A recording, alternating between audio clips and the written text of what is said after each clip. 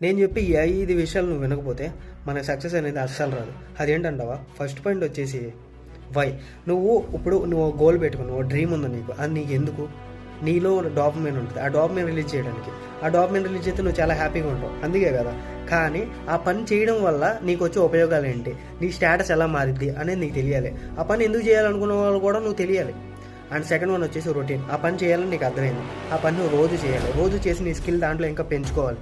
పెంచుకుంటేనే నువ్వు సక్సెస్ అవుతావు, లేకపోతే సక్సెస్ అవ్వవు.